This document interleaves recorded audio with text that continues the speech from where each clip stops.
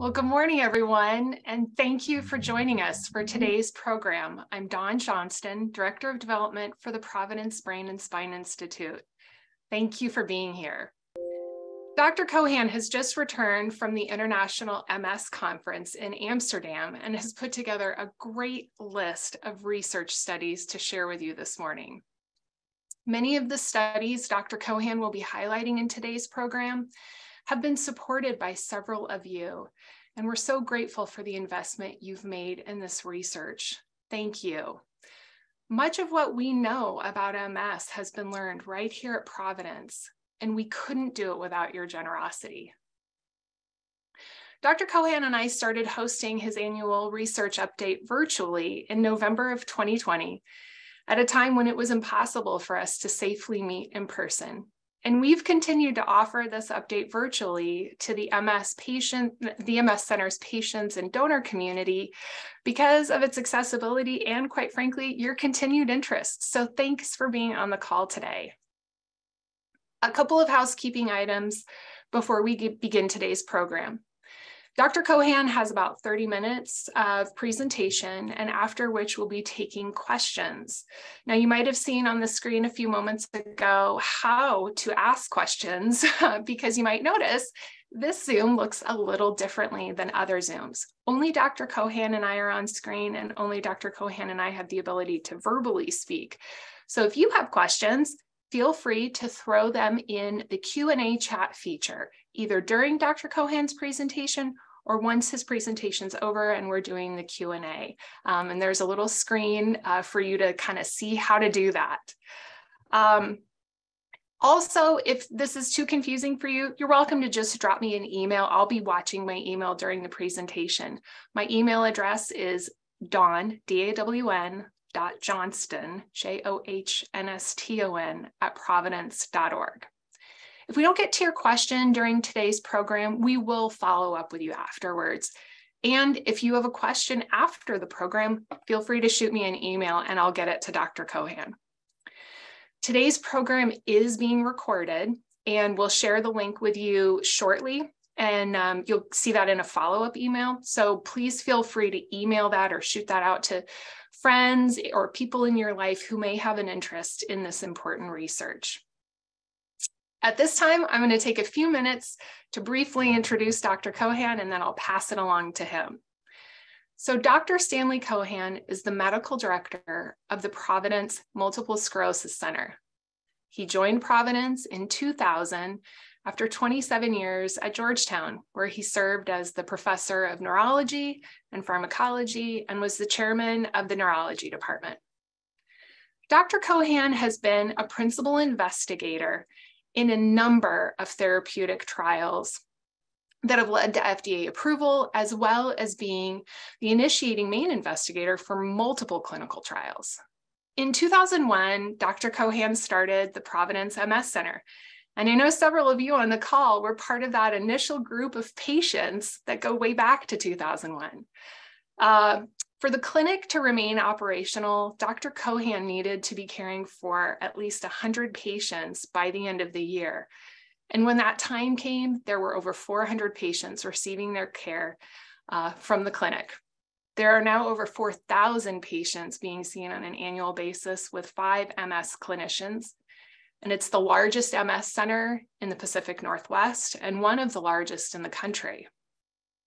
Dr. Cohan is also the founder of the Pacific Northwest Multiple Sclerosis Registry Project, a founding member and executive board member of the North American Registry for Care Research of MS, and co-founder of the National African Americans with MS Registry. Dr. Cohan is a dedicated researcher, the author of more than 90 peer-reviewed articles, and has made over 200 presentations at scientific meetings in the United States, Europe, and Japan, like the one he was just at in Amsterdam. In 2019, he was inducted into the National Multiple Sclerosis Society Hall of Fame, a well-deserved honor. So at this time, I'd like to hand it over to Dr. Cohan. Well, thank you, Dawn, for that very, very kind introduction. I hope I don't disappoint. Thank you, everyone, for coming. We've been looking forward to having the opportunity to speak to you again about the year that's just passed. And everybody starts off by saying, well, despite COVID, and I'm going to say the same thing, despite COVID, we have moved forward, and there are a lot of things to talk about. So if I could have the next slide, please. I'm going to talk about the MS Center, but understand the MS Center is made up of people. And on this slide, you see some of the key people that make the work we do possible. In the left-hand column are my colleagues, my clinical colleagues. Dr. Vlahovic is just joining us. He'll be joining us in several weeks, where he's assistant professor of neurology and runs the MS program at Creighton University, and we're very pleased. We have Dr. Chai Chen, who really makes all the bells and whistles work. She just is our powerful, wonderful internal administrative person. Dr. Lee is a basic scientist, and I'm going to touch upon that as well. Dr. Fox, who's actually from the Cancer Center, who's been such a strong supporter of ours. Dr. Marginian is a biostatistician. Mike Schmidt is our administrator. Tamala Stutner is the person who makes all the registries work. Weston Anderson is our superb medical writer. And Marcia Woodburn, who is a nurse practitioner in neurology, has just joined us, and we are tickled pink that she's on the team. And we couldn't do the research without them. Here's a list of the people who actually do the day-to-day work and make it possible for us to do research. These are the research coordinators. And without them, we would get nowhere, and they deserve a special nod for the clinical research that we do. Next slide, please. How did we start? Well, Dawn's already given you the background. The reason I came to Oregon from Washington, D.C. was because I'd married, and my wife and I had decided that what was going to be best for the success of our marriage and the success of our family was for me to come here rather than for her to come east. I honestly had no intention of starting a multiple sclerosis center. And I was approached by a salesman from one of the pharmaceutical companies who told me that an MS center was needed because there were too many patients who couldn't get in to other places to be seen. And I told him, I'm willing to make this effort. It's not a small effort, but that we had to have at least 100 patients at the end of the first year. And as you heard Dawn say, there were 400 at the end of the first year. And I was convinced it was needed. And here we are now with more than 4,000 patients, 5 MS clinicians, actually 6 if you include Marcia, and growing all the time with new patients constantly being asked to be seen. So that's the clinical side of it. But we're going to talk mostly about research today. So I've divided the research efforts into several different categories. One of them is clinical therapeutics, so where this deals with the development of new medications for the treatment of MS. Just to remind everyone that prior to 1994, there wasn't a single FDA-approved medication for the treatment of multiple sclerosis. And in the 28 years that have passed, we now have more than 25 medications approved for the treatment of multiple sclerosis. It has been an exciting and dizzying 3 decades, and we've been in it up to our neck. And so much of the work was done out of our clinical therapeutic program. But we've also been working clinically to improve diagnosis of multiple sclerosis and prognosis of multiple sclerosis. And I'm going to touch upon some of that work a little later. We started the Pacific Northwest Registry for MS to just try to get our arms around how many people in the Northwest with MS there were, because no one knew. And it grew and grew and grew into a study that has allowed us to study important demographic factors that affect outcome and access to care, the role of depression and fatigue and its impact, and the causes of these things, all coming out of this registry. And now it's about to serve a new role, which I'm going to get to a little later. We are extremely, extremely proud that we established with 4 national leading Black African-American MS neurologists, the National African Americans with Multiple Sclerosis Registry.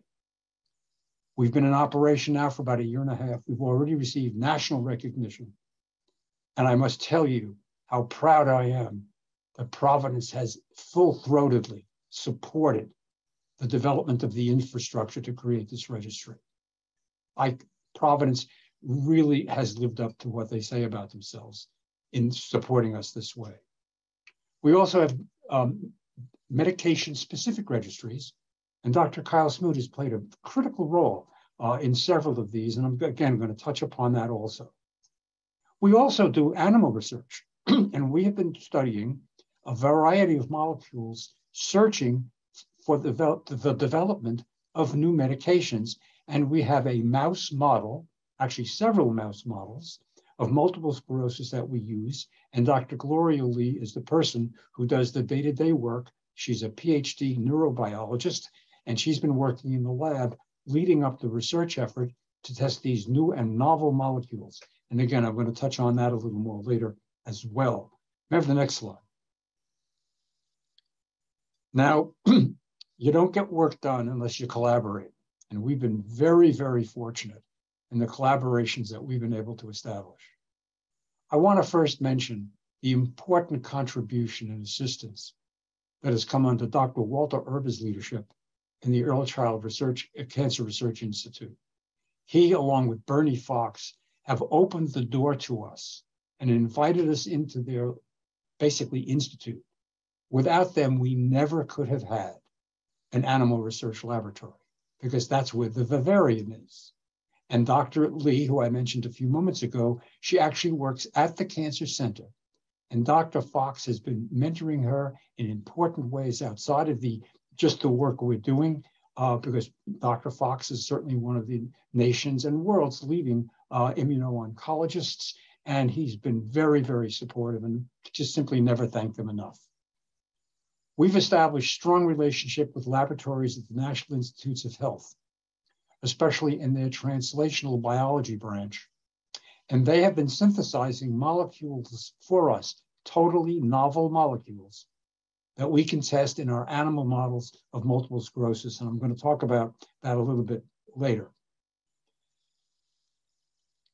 A colleague at the University of Florida has generously provided us with strains of mice that have been genetically modified to express human receptors so that we can test medications that we want to see if they work in humans in mice, because the mice have been modified to have receptors for the human receptors for these chemicals. And again, we could never have done it without his help. We've formed a very strong bond with the Institute for Systems Biology in Seattle, Washington. These folks are geneticists and protein chemists, and they do what's called proteomics. They're able to measure the activity of genes by the proteins that the genes make. And we have developed a very productive relationship with them.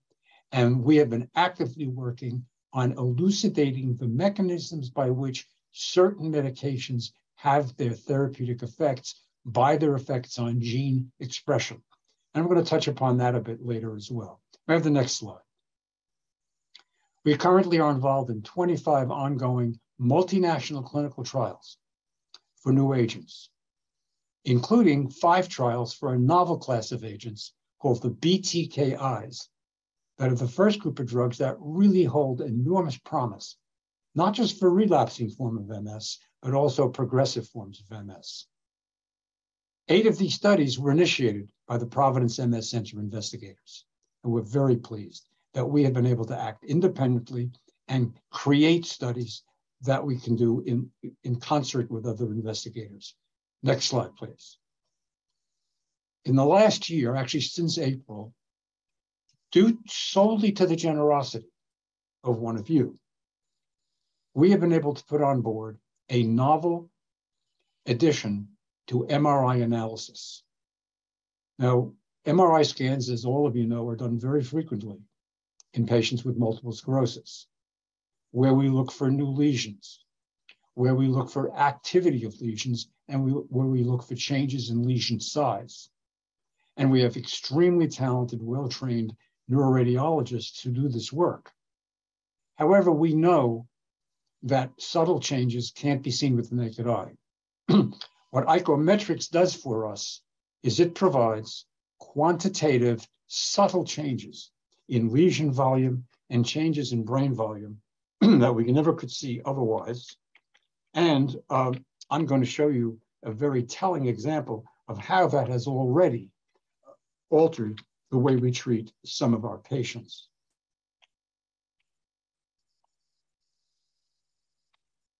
That brief pause was because I just lost my computer signal. There we are. Oh, I don't know that this is the slide we want to show. Oh, you want to show this? No. All right. Okay, let's show the next slide. We're going to jump right into icometrics. So icometrics uses artificial intelligence to analyze MRI scans. First, the MRI scan is done. It's read by our neuroradiologist, and then it's sent electronically to a cloud where artificial intelligence is applied to look for new lesions, enlarging lesions, and changes in brain volume. Now, there's a lot of stuff on this slide, so I'm going to direct your attention to several different things. But let me tell you about this real patient first. This person has multiple sclerosis and has had it for many years. She reported that she was getting worse. She didn't feel as strong. She felt more fatigued. She felt that cognitively she wasn't where she was in the past. And yet repeated examinations, I could not find any change from exam to exam. And I really tried very hard. Furthermore, a series of MRI scans showed that she had a large disease volume, but we couldn't see any change over time that went along with her symptom experience of worsening. Now, I want you to look to the left, and you'll notice there are 3 vertical gold bars. The first bar represents the total volume of MS lesions that she had last year. The second gold bar, the bigger, thicker, taller one, is how many she has now, how much she has now. And you'll notice the volume has increased, and the third little bar, that's the amount by which the volume of her lesions have increased. We could not tell that even when we went back and looked again, knowing this. Secondly, if we go off to the image on the right, here we're measuring the volume of the entire brain and the volume of the gray matter of the brain. And I want to point out specifically that there's growing evidence that gray matter atrophy may be the most important predictor of future disability that the MRI can show us. But let's start with the whole brain. And you'll see a graph that's green, orange, and blue. Green is normal. And you'll notice there are 2 dots, one green and one orange. That's the difference in whole brain volume over a period, change over a period of 1 year. Now let's go to the printed material just above it and look at the annualized volume change. And you could see that in 1 year, this patient's brain volume shrunk by more than 3%. What should it have been? Look at the number just below it. If you looked at a person who has the same age, but no neurological disease, it would be 0.29%. So over a period of 1 year, this person's brain shrunk 11 times greater than if she didn't have neurological disease, and we could not tell that by visual inspection, even retrospectively. And then there's the gray matter, which is so important prognostically. She had a volume change, she shrunk by 1.16%, when normal, just getting older atrophy of gray matter should be only 1/3 that amount, or the 0.34%. This information that we never could have gotten any other way, and only has been available to us since April, has led to a change in this patient's therapy. This is, you cannot overestimate the potential value of this technology. And the only reason we have it was because a person who's been very supportive of us decided to make a very generous gift. And we used the money from that gift to put this online. To our knowledge, we're one of only 6 centers in the United States that have this, and there's only a handful worldwide. And this is not in a big research lab. This is not in a big research imaging center. This is available in a community-based multiple sclerosis center. And we hope that this technology will spread so that the level of ability of clinicians to detect disease will not just be the purview only of those doing experimental work in large university centers. enough said about icometrics. Actually, I can never say enough about icometrics. Could we go on to the next slide, please? All right, genetic research. The Genome for Me project, which is now completed, came out of a collaboration with Dr. Aura Gordon of Providence, Los Angeles. She's a geneticist, and she's been very interested in looking at the risk of diseases that people don't know they may get. And she was kind enough to allow us to send blood and saliva samples from a large number of our MS patients, not looking to see about the genetic impact on MS prognosis, but what other risks MS patients may have. We know, for instance, that the major cause of death in MS patients isn't MS, it's the other diseases they get in life. Now, we looked at 500 people. Of the 500 people, we detected, or she detected, cases at risk for breast cancer that we had no idea existed. We found a patient at risk for colon cancer. And we found a patient who was at genetic risk for pancreatic cancer, a treacherous kind of cancer that's almost always diagnosed when it's too late to have major impact on the person's survival. Each of these people, as a result of this work, are now being followed closely and they're all young people, by the way, being monitored very, very closely so that if they are unfortunate enough to have these cancers occur, they will be diagnosed and treated very early and thus greatly increase their likelihood of good quality survival. We're very grateful for Dr. Gordon for working with us this way, and we hope to get more funding in the future to actually expand this to everyone. But right now, it's just 500 people. The Institute for Systems Biology is in Seattle, and as I mentioned earlier, they are a group of geneticists and biochemists and biophysicists and mathematicians. The founder of this was a man named Leroy Hood, and Leroy Hood was the first person who mechanized gene sequencing and turned what would be days of work into a matter of hours of work. And his contribution is simply enormous. That's the group. He subsequently retired, but the group remains a very strong and growing group of just brilliant researchers. They were kind enough to join up with us. We approached them with the idea that the work they were doing really could have bearing on multiple sclerosis, insights in MS, and understanding of how therapies work, and maybe even giving us clues about what new therapies should look like. We just very pleased to say we presented the first round of our work at the European MS meetings in Amsterdam, in which, as a result of the research done on our patients, we were able to demonstrate that the use of a certain therapeutic agent led to an upregulation of a protein called BAFF, B-A-F-F, that increases autotolerance, just the opposite of what MS is. We think we may have a biomarker for prognosis as well as a totally unexpected finding regarding how this class of medications work. We're extremely excited about this collaboration.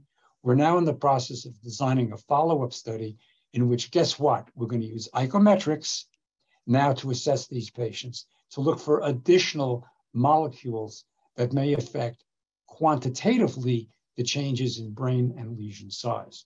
And this work is moving forward. We're also beginning to negotiate with a sponsor to bring on this technology for an entirely different class of multiple sclerosis drugs. And we look forward to many years of collaboration with ISB. Now, what about registries? Well, we have a number of registries. As I mentioned earlier, the first of these was the Pacific Northwest MS Registry. And Chai Chen and I were the ones who started this. Right now, it's run by Tamala Stutzner. She runs all of our registries, and we couldn't do any of this work without her. She and her staff have been invaluable. But we also have drug-specific registries. And once again, I want to point out a specific example of how these registries have been important. Dr. Smoot has been heading up the registry on a class of drugs called the anti-B cell therapies. And it has been generally assumed that the increased risk of infection that's associated with this group of drugs is because these drugs lower circulating antibodies. It was assumed that that's the reason, or at least a major reason. It went so far as it made its way into the FDA prescribing information. Now understand, there wasn't much data to support this. This was just expert opinion. Well, as a result of Dr. Smoot's work, he was able to show in a very large number of patients treated with these drugs in our MS Center that the risk of infection was not related to changes in antibody levels at all, and now we must look for some other causes. This work is so important that it received special recognition and special merit at this international meeting. And kudos to Dr. Smoot and all the people who helped him with this work. And my computer screen just went blank again, so forgive me while I retype. Got to keep things exciting, right? I have to get me back on the screen so I can see the slides I want to talk to you about. There we go. Okay. Now, NORCRMS, or the North American Registry for Care and Research in MS, we're among the founders of this nationwide registry that has enrolled 1,000 patients. As a matter of fact, to my knowledge, we're the only non-university that's involved in this. And the plan is to do long-term research on a group of people with MS from varying parts of the country. The first research project that has started is an MRI project that's under the leadership of Dr. David Lee at the University of British Columbia. But there also are biomarker projects that are starting up. And this will be an ongoing permanent registry in which physicians can come forward and recommend clinical studies.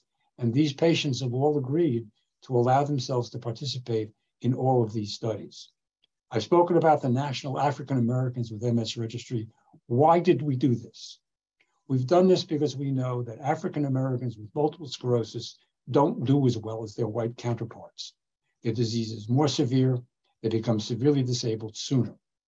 How much of this is biological? It's always been assumed that it's just racial differences. We're not so sure, because we also know that African American people have reduced access to care. And what role does that play?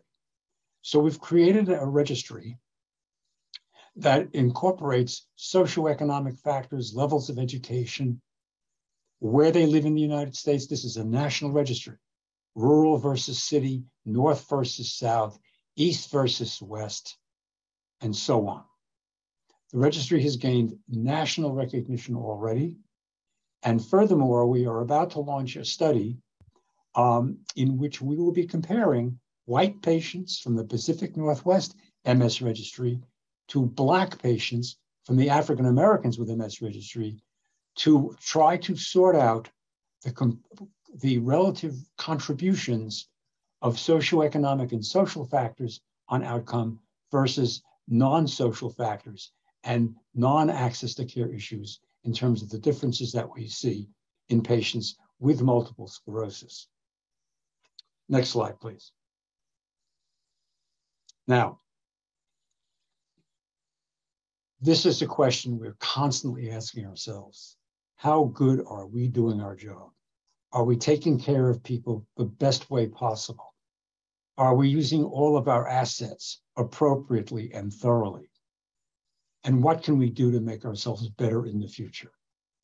Well, some of that we have to ask you about, because you are our most important source of information as to how we're doing.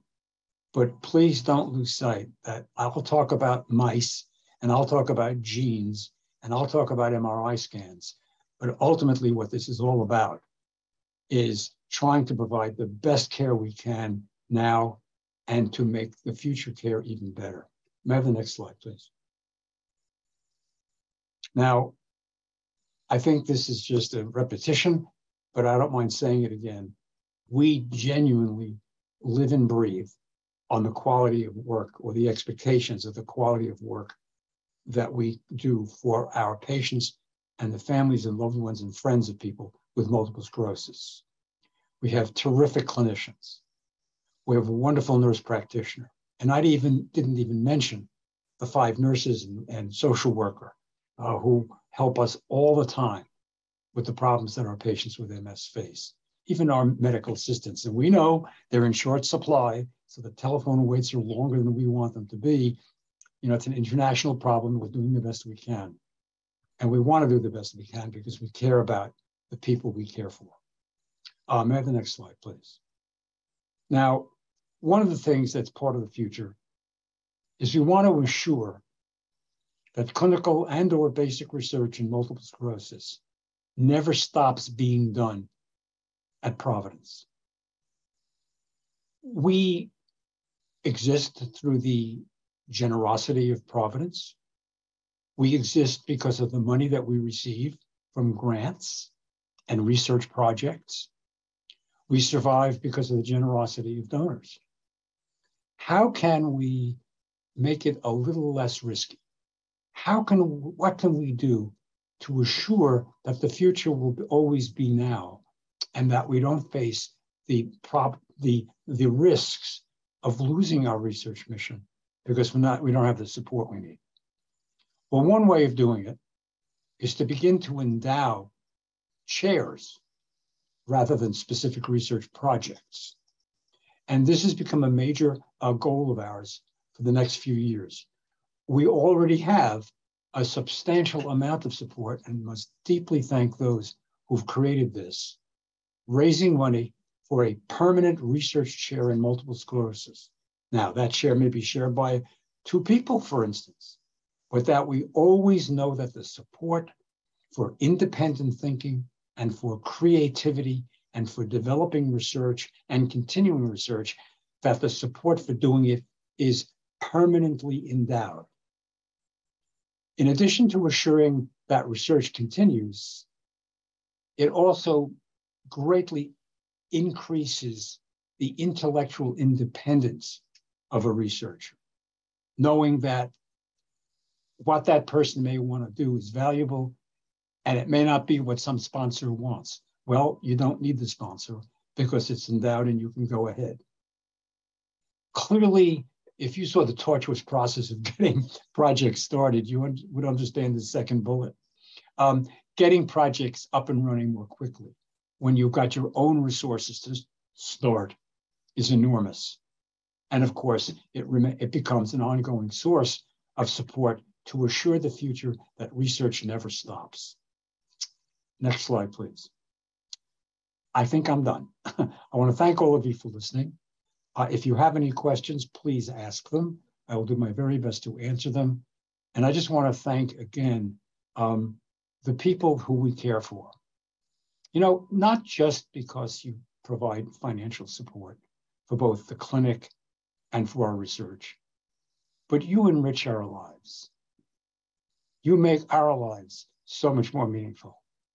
And we can never thank you enough for that. And with that, I'll stop and have a sip of coffee. Well, thank you, Dr. Cohan. That was really illuminating and inspiring. I probably am in concert with many people on the call, thanking you for the investment you've made in the MS community and this important research. We've had a lot of questions while you've been talking, and I will say the first question is about icometrics. There's a lot of interest in icometrics and what's happening with icometrics. So I'm going to combine a few questions here and ask a few things about icometrics. Is icometrics available every time you get an MRI?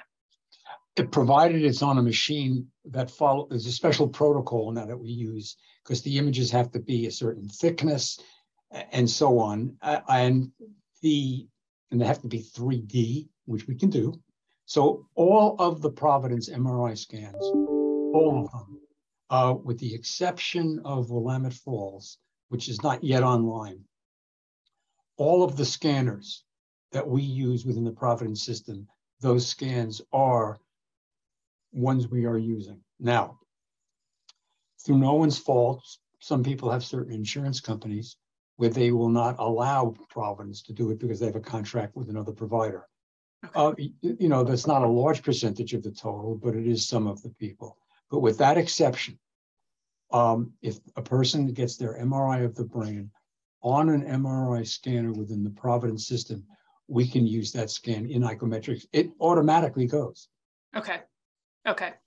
So another question we had is if somebody got an MRI at Prov Portland, and so it sounds like if they're getting their MRI at Prov Portland, they're getting an icometric scan. That's exactly right. Now, I have a favor to ask of everybody. Please try to always go to the same place because there are nuanced, slight differences between the machines. So that, for instance, if you're a Prov Portland patient, go to Prov Portland. If you're a St. V patient, fine. Milwaukee, now Reed's Crossing, I think it's called. Wherever it is, please try to always go to the same place. Okay. Now, are you checking everyone's MRI for icometrics now? Every MS patient, yes. Okay. Okay. All right. And another question we have is, anything interesting you learned at the international conference that you wouldn't mind taking a few moments to share? Well, yes, there was a lot. It was 3 days long. And, but let me start. One of the areas that we don't work in at all is pediatric multiple sclerosis, which is not pediatric neurologists. Although we have a very fine pediatric neurologist here, Dr. Christie, who is the MS person, but she's not officially part of the MS Center. So we take care of adolescent and adult patients. But someone named Brenda Banwell, she was originally from Toronto, who's now at University of Pennsylvania, has really led the charge over the last 20 years to make sure that pediatric multiple sclerosis gets on the map. And she presented a very telling speech, really, at one of the plenary sessions in which she discussed the devastating effects that multiple sclerosis in childhood has, that so many of the children who develop MS at a young age go on to have severe learning impairment, severe behavioral and psychiatric disturbances that just follow them for the rest of their lives. And furthermore, virtually none of the medicines that we have available to use in adolescents and adults, none of those have been approved for children because children have never been included in any of the trials. And really what she was crying out for is support to see to it that the medicines that we are using in adults be adequately tested in children, because MS in children is a real serious problem that we don't have the tools to address. And that was a very, very telling talk. It seemed to be a good day for Canadians because another person from the University of Toronto, an immunocytologist, presented some very, very interesting work on the biology of one of the types of white blood cells called the B-cell lymphocyte that's so important in multiple sclerosis disease activity. And she provided some very important insights. And one of them was really felt great for me. Remember I mentioned BAFF before, BAFF, and that our colleagues at the Institute for Systems Biology have shown an upregulation of BAFF in treated patients. And there was a correlation between the quality of the response to treatment and the elevation of BAFF. Well, what she showed was looking at a certain subtype of a B cell called a plasmablast. She noted that plasmablasts that had BAFF on their surface seemed to downregulate MS. So two completely independent laboratories at opposite ends of North America, working in a completely different way, have got results that correlate with each other. And I was very excited by that. And of course, I was extremely pleased at the response to Dr. Smoot's poster regarding the actual lack of evidence, real evidence, that there's a relationship between lowered antibody levels and the use of anti-B cell therapies. Now, in addition to just the knowledge, there are doctors who, if patients have low antibody levels, won't use the drug, which is what the FDA infers they should do. And that's a mistake, because you're depriving a patient of a very powerful therapy based upon expert opinion rather than data. Now that we have the data, really thinking must change. And it was really Dr. Smoot and the rest of the group, our MS group, we all worked together as collaborators, the work that was produced and presented. So I'm very, very pleased by that. Anything else, Dawn? Yes. We have a question about the genomic sequencing. So can any of your patients get the genetic marker testing for risk factors? No. Or is this only for certain study participants? No, what happened was we had a certain amount of money, and now that money's been used. And I know that Dr. Gordon is actively seeking additional funding. And if we get additional funding, we plan to expand it to everyone. It's just that we don't have the money right now to do it. Okay, great. We also have another question about the icometrics report. Is there a way that your patients can access that report? Is that something they can talk to you about in a visit? It's actually on the report they receive. If they use my chart, okay, they have access to all their results. I will tell you though that the reports can be a little confusing. And as an example, I was reviewing MRI scans from yesterday, and I saw a report in which icometrics reported a difference. And I said, I know the patient's going to misunderstand this. So the story was that it's a patient who actually has 5 different diseases that all could affect brain size, 5, including MS. Well, icometrics doesn't know what the other diseases this person has.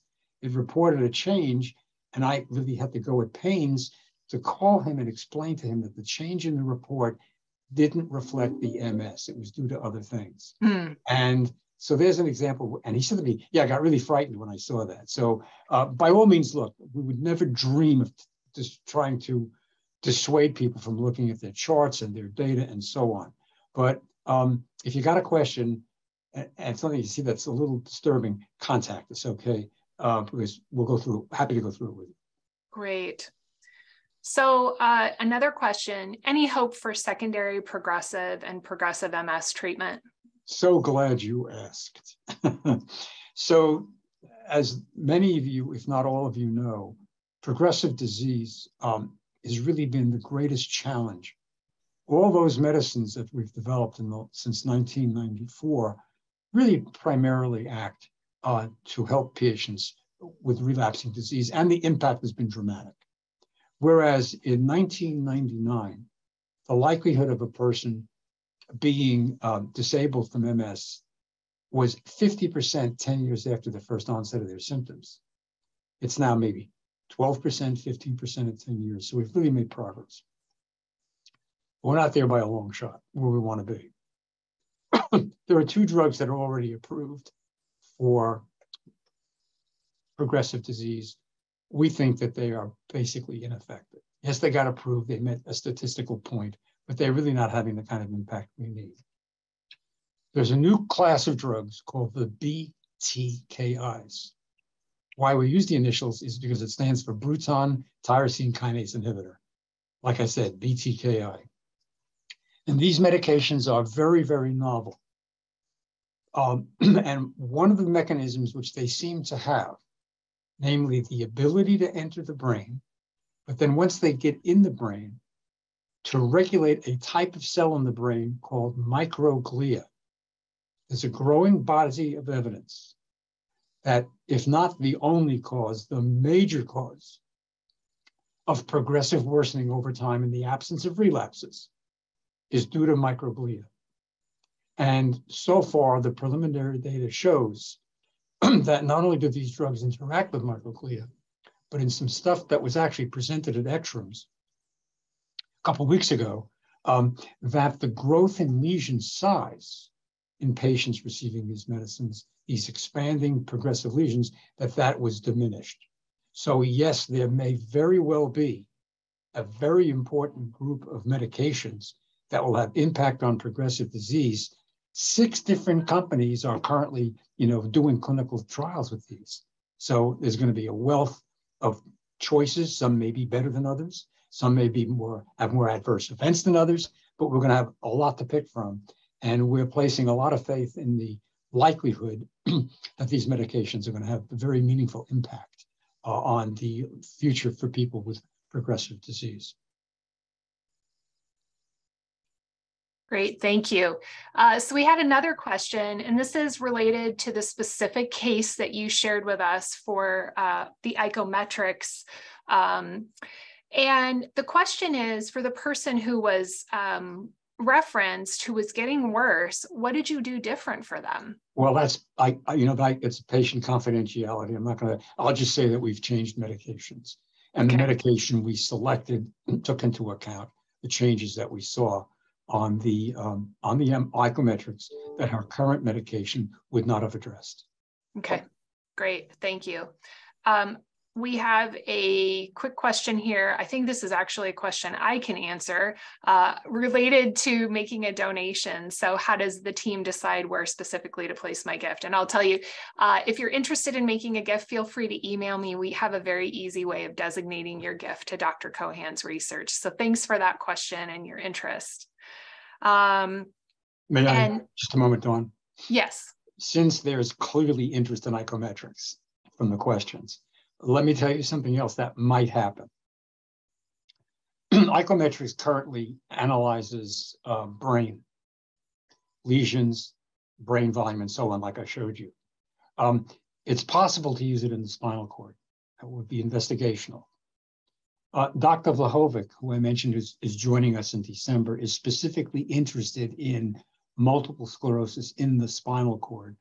And we've begun some preliminary discussions with icometrics about creating a joint project in which we investigate the application of icometrics methodology for quantitative analysis of spinal cord changes in MS, because changes in the spinal cord, for instance, are a major player in progressive disability.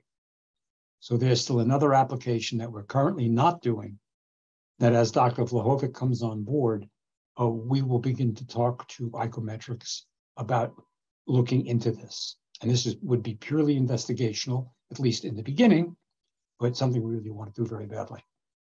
Yeah. There is a lot of interest in icometrics. I think another question someone's asking about is whether or not it can be applied to previous MRI studies. Yes. Okay. Well, it depends on the quality of the MRI. So probably about 50% of all the MRI scans that we've gotten on Providence machines, MRI machines, since April or May, about half of them, the previous scan was of sufficient quality or format, not quality, format, to allow us to do a direct comparison. The person I showed you, the scan that we compared her current scan to was 1.5 years old before we had icometrics on board. So we're able to use old scans in many cases, and starting next year, because everybody with MS virtually gets a scan every year, we will have a series of, we know for sure, icometrics quality MRI scans. Yeah. Let me, by the way, mention something else we plan to do. We're not going to be able to start for another 2 or 3 years because we need the information. Just imagine we have patients on 15 different medications, 18 different medications. They've all got MS and they're all getting MRI scans every year. No one has ever been able to do a simultaneous head-to-head comparison of the of the MRI effects of these different medicines. So here you have one MS center with 4,000 patients, and let's say 2,000 of them have MRI scans that we can use. And we'll have large numbers of patients on every one of these medicines, and we're going to be able to make a direct comparison based upon changes in MRI scan of the comparative potency of widely disparate drugs. This has never been done. And it's one of the things that icometrics gives us the opportunity to do. That's wonderful. We have a question about BTKI. Will patients over 65 and longstanding disease respond to BTKIs? We don't. That's a very important question to which we do not know the answer for a couple of reasons. First of all, we don't, the studies aren't done yet, so we haven't proven their efficacy. Number two, unfortunately, the way studies are designed, and people in the age group, and probably the person who asked this question already knows that these studies are designed in ways that exclude older patients. So what do? We say, okay, it's a pity they didn't include older patients. but we're going to use the medicine anyway, because why shouldn't an older patient do just as well as a younger patient? So whereas people 65 and older can't get into the trials, if these drugs are approved by the FDA, I am certain that they will be made available to patients, and age will not be the consideration, but instead clinical indications for its use will be. Great, great. And then we received another question from someone who lives out of town, but is still continuing to receive their care from you. And they want to know how important it would be to come to Providence for an MRI. Does it depend on the progression of their disease? Well, I think that in every case, if it's possible for the person to come to one of our Providence imaging centers in the greater Portland area, that would be preferable. And it's the only way we could use the icometrics. And, you know, we are thinking in terms of, I gave you an example of a specific patient, but it's also the group. How are our patients as a group doing? And anytime a person is willing to make the not small effort to come here for MRI scans from a distance, yes, if you're up to it, we're for it. Great. And then we had another question. You referenced some medication that is not effective for progressive MS. And the question is, what are the two meds that are not effective for progressive MS? I'm not going to answer that in this audience. I mean, that's a specific question that this caller can ask their neurologist, and I'm sure the neurologist can answer it. Great, great. Well, we've had a number of great questions. I will tell you, Dr. Cohan, there's been a lot of actually comments in our questions saying thank you for the presentation, that people love hearing the newest and latest for MS, and that they look forward to your yearly updates. So thank you for answering these questions and for this great presentation. And thanks to all of you for your interest in this important research.